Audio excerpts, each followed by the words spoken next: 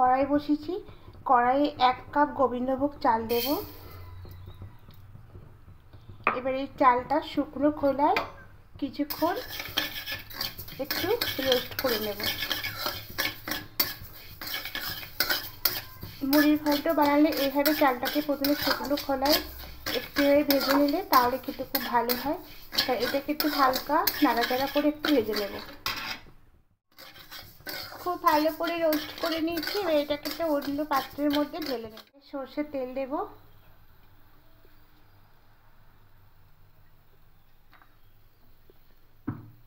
এবার তেলটা একটু গরম হয়ে আসলে আলু এখানে কেটে রেখেছি, এই আলুগুলোকে ভালো করে একটু ভেজে নেব।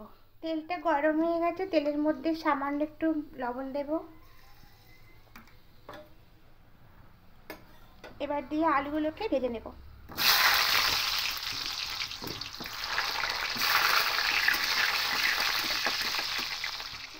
আলুগুলোকে উল্টে পাল্টে ভেজে নিয়েছি। এবার আলুগুলো সব তুলে নেব।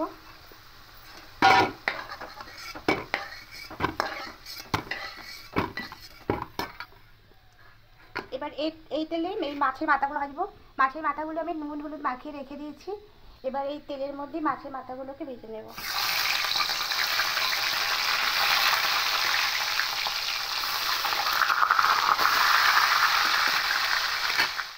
এবার এই মাছগুলোকে উল্টে নেব।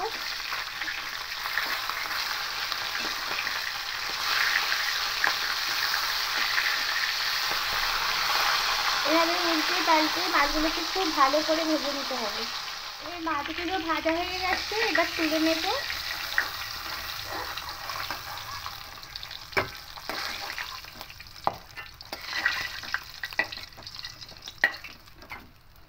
এবার এই তেলের মধ্যে 1 চামচ ঘি দেব।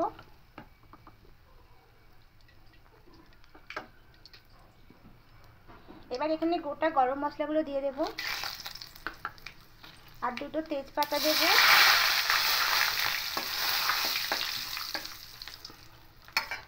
আর পেঁয়াজ কুচিগুলো যেগুলো কেটে রেখেছিলাম, পেঁয়াজ কুচিগুলো দিয়ে দেবো।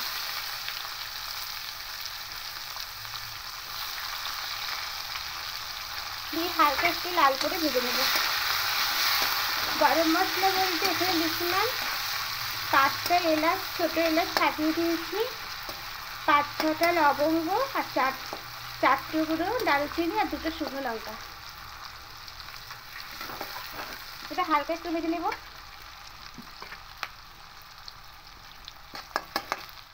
হালকা ভাজা হয়ে এসছে। এবার এখানে একটু কাশ্মীরি লঙ্কার গুঁড়ো দেব আর সামান্য একটু গোলমরিচ পাউডার দেব। খুব ভালো করে মিশিয়ে নেব।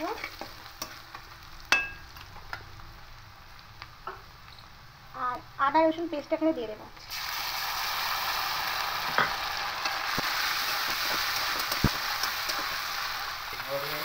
এবার এখানে বাকি মশলাগুলো দিয়ে দেবো। এখানে আছে হলুদ গুঁড়ো, লঙ্কা গুঁড়ো, ধনিয়া গুঁড়ো আর জিরে গুঁড়ো, এটা দিয়ে দেবো।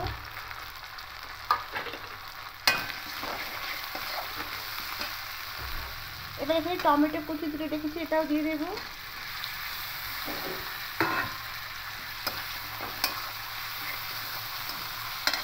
এবার পরিমাণ মতো লবণ দিয়ে দেবো।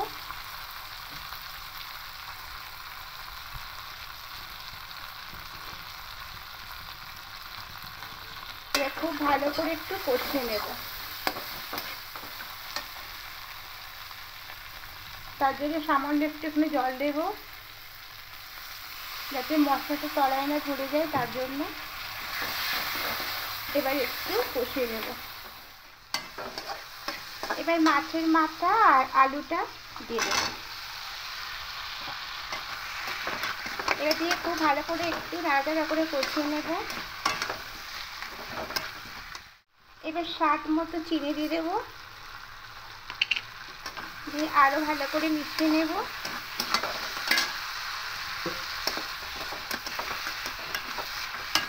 এবার রোস্ট করে রাখা গোবিন্দভোগ চালটা এর মধ্যে দিয়ে দেব। দিয়ে চালের সঙ্গে মিশিয়ে 2-3 মিনিট একটু ভালো করে কষিয়ে নেব। খুব ভালো করে কষিয়ে দিয়েছি চালের সঙ্গে সমস্ত মশলা। এবার এখানে গরম জলটা দিয়ে দেবো। জলটা একদম পুরোপুরি মাপে দিতে হবে, না হলে বেশি হয়ে গেলে তাহলে ভাতটা চালটা বেশি সেদ্ধ হয়ে যাবে, খেতে বাজে লাগবে। তা পরিমাপটা পুরো ঠিকঠাক একদম দিতে হবে। তা এখানে আমি 1 কাপ জল নিয়েছিলাম, তার জন্য এখানে 1 কাপ চাল নিয়েছিলাম, তাই এখানে আমি 2.5 কাপ জল দিলাম। 2.5 কাপের থেকে একটু বেশি জল দিয়েছি। তা এইভাবে এটাকে একটু হতে দেব। এবার ঢাকা দিয়ে একটু চালটাকে ফুটতে দেব। এবার ঢাকাটা খুলে নেব।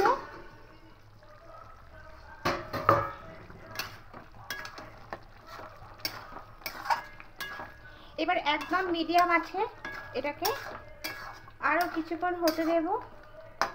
মাঝে মাঝে এসে ঢাকা খুলে দেখতে হবে।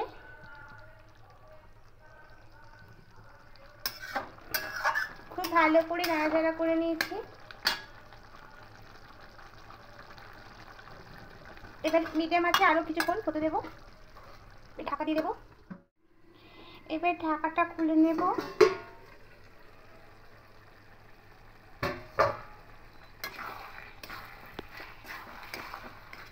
এবার একদম লো আছে, এবার লো আছে আরও 5 মিনিট এভাবে রেখে দেব এই ঢাকা দিয়ে। একদম লো আছে রাখতে হবে। এবার ঢাকাটা খুলে নেব।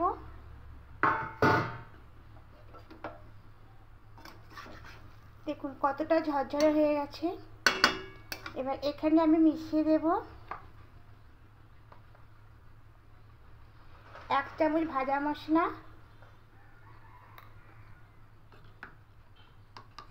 আর 1 চামচ ঘি। এবার খুব ভালো করে মিশিয়ে নেব।